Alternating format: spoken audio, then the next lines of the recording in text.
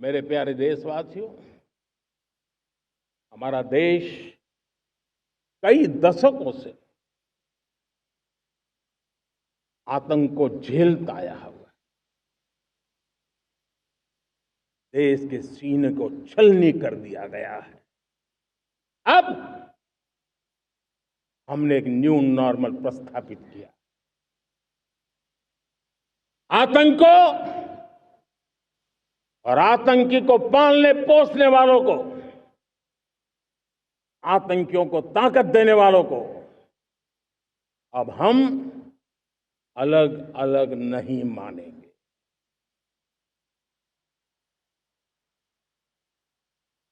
वो मानवता के समान दुश्मन है। उनके बीच कोई फर्क नहीं है। अब भारत ने तय कर लिया है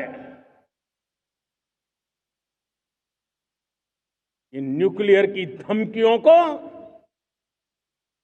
अब हम सहने वाले नहीं हैं।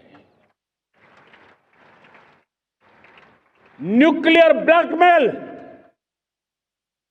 लंबे अरसे से चलाया। अब वो ब्लैकमेल नहीं सहा जाएगा।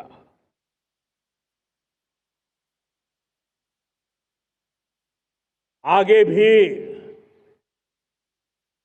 अगर दुश्मनों ने ये कोशिश जारी रखी, हमारी सेना तय करेगी।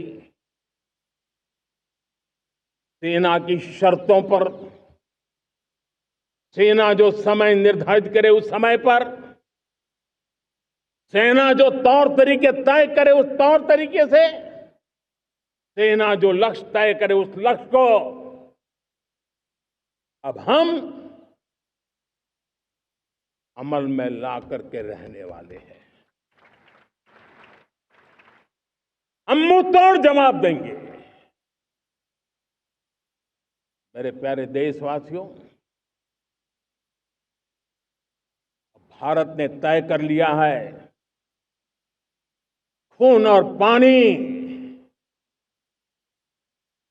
एक साथ नहीं बहेंगे।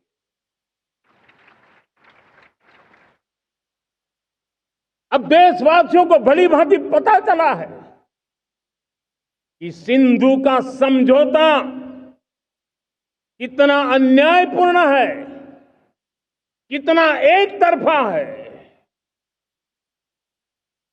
भारत से निकलती नदियों का पानी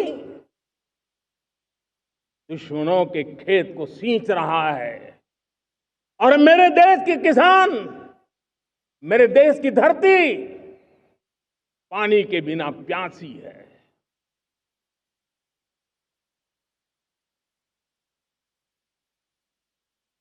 ये ऐसा समझौता था जिसने पिछले 7 दशक से मेरे देश के किसानों का अकल्पनीय नुकसान किया है।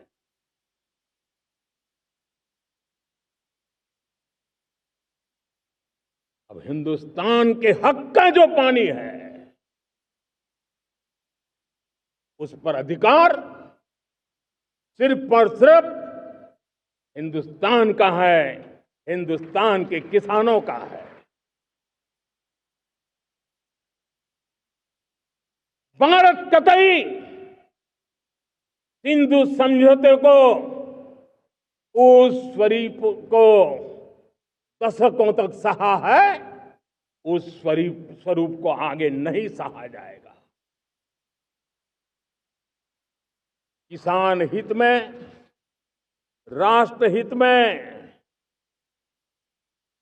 ये समझौता हमें मंजूर नहीं है।